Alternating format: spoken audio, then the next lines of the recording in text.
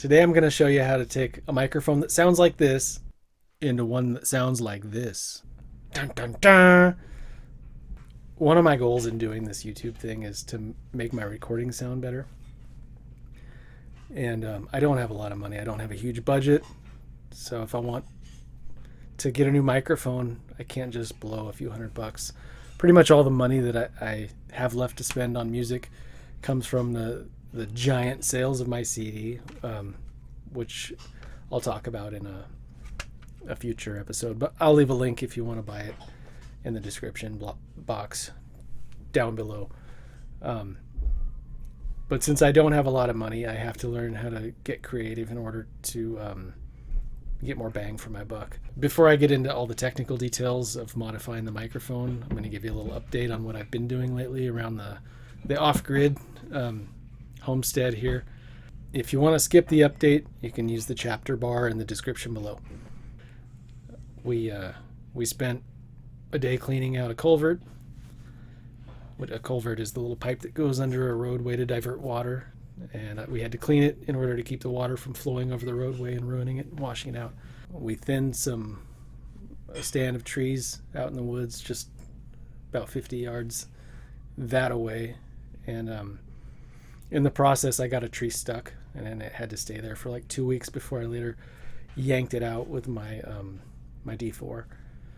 And we've been building the section of our house, the south wing, which will house my future studio. Basically, I'll have monitors up for the first time, so that'll all be pretty cool. The microphone here is an Audio-Technica AT2035. It is a large diaphragm condenser. I think it's like a 24 millimeter diaphragm. I'll have to check and put that in the video here if I'm wrong. But it cost me about $100 a couple years ago, used from Guitar Center, and it's okay. I recorded my entire album, vocals and guitar. Bass was DI and the drums were Easy Drummer. But I used this thing to record the entire. But my life is being wasted. It's no world for the old. But I'm still standing in line, all the tickets been sold. It doesn't really pop my voice out into the mix in any kind of special way. It just exists. I should explain that the AT2035 is here as a control. So hopefully when I demonstrate the mic, either before modification or after modification, you can tell what it sounds like through the AT2035. When I started nerding out on mics, realizing that I couldn't blow $300 if I only had about $200, and I think in principle it's a bad idea to blow all your money on one thing anyway. Pretty good idea to keep a reserve on hand. But I found out that you can take this MXL 990, and basically one option would be to gut the whole thing, put in a new circuit and a new capsule. That would cost about $250 from Mic Parts. That's what I wanted to do.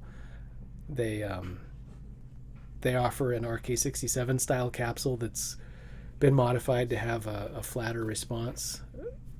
The standard K67, what I've heard, I think, if I remember correctly, has a peak around 10K or so, but they did something to flatten that out. That seems to be a trend in capsule makers lately. But I couldn't afford to blow my whole bank of money on a microphone mod. So this microphone, which actually is not technically, it's called they call it a large diaphragm condenser microphone. But what they actually should say is that it's a large diaphragm condenser microphone, large diaphragm capsule not included. So what I did was I spent $63 shipped to get this microphone body. I'm led to believe that this microphone, the MXL 990, has a Schoeps CM5 style circuit, which should, they're cheap to make and they've got a flat response. So when these Chinese microphone makers put in a K67 style capsule inside the mic, you get a tinny sounding mic.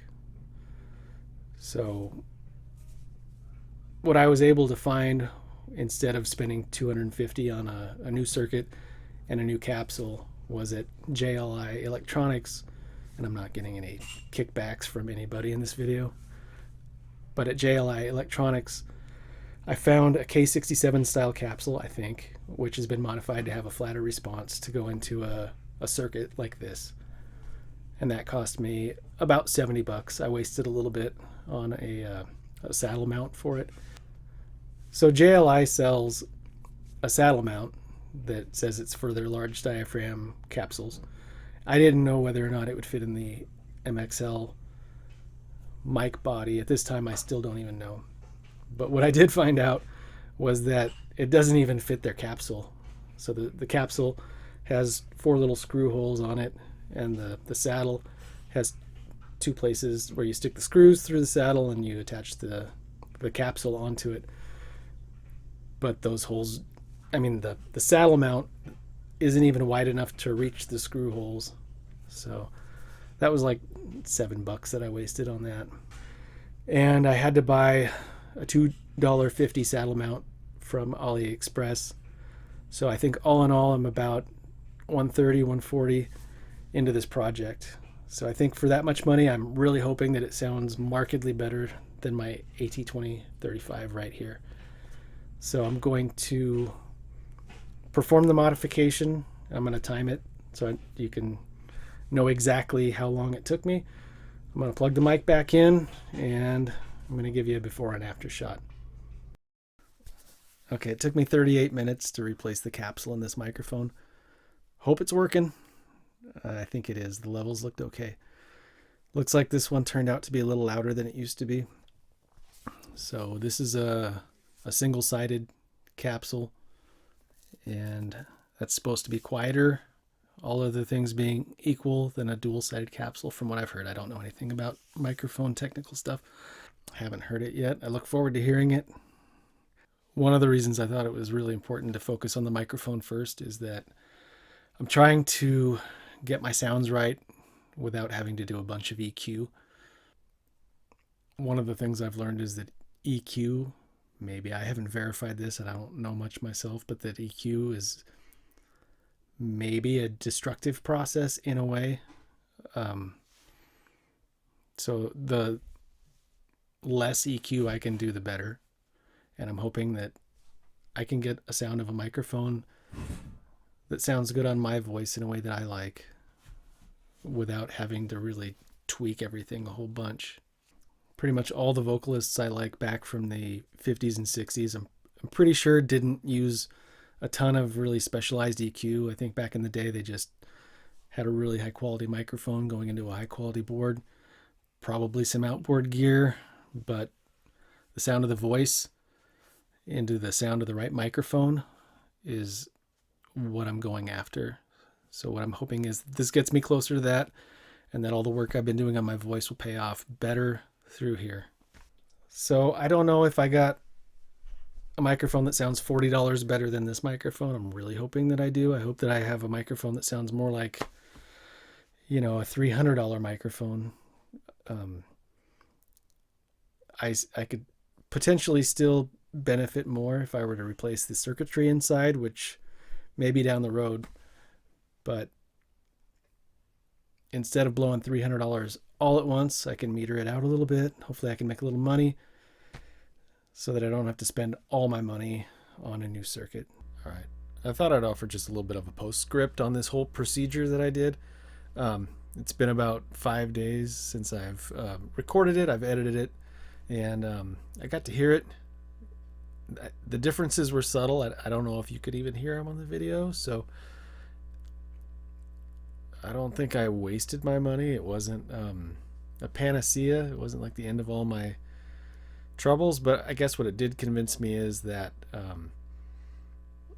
it's not a be-all end-all fix the problem kind of thing, and really I think I'm better served putting my efforts into getting better at performing, getting better at songwriting, getting better at singing and playing, and being a recording engineer or a mic modding person isn't my my goal, but making music and performing music is. So good lesson learned, but it didn't solve all the world's problems.